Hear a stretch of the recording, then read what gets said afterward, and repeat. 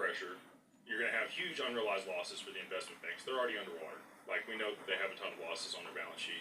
The only way they're going to be able to offset that is if they have an asset that, you have assets and liabilities on your balance sheet.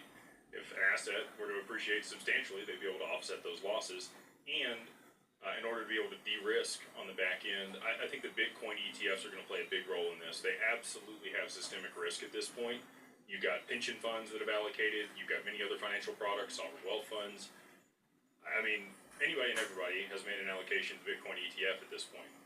And if you saw 50% down in a very short period of time, those people aren't holders. Okay? People are here to make money in markets. They're going to de-risk, they're going to sell those positions. Right now, the back end of the stock market settles T+1. Bitcoin doesn't settle quite real time, like 45 minutes to get, 3 verifications on chain. So that's a lot faster than T+1. They're going to have to move to real-time settlement. To your point, we had the president of NASDAQ who was interviewed by Monica Long at Swell, talking about the first place that they're going to implement this technology, distributed ledger technology, is on the back end of the stock market for settlement and reconciliation for the DTCC between the clearinghouses and brokers. They already have it ready.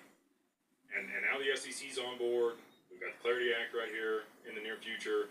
They're going to tokenize the stock market in the second half of this year. But that's the first move.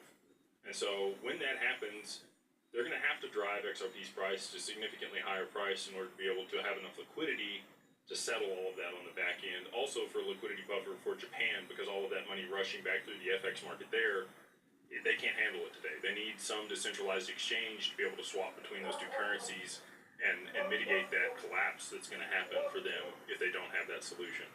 So, we've got the ETFs. I think there's going to be a supply shock. And when that happens, you're going to see a much higher price XRP in order to be able to facilitate those payment flows.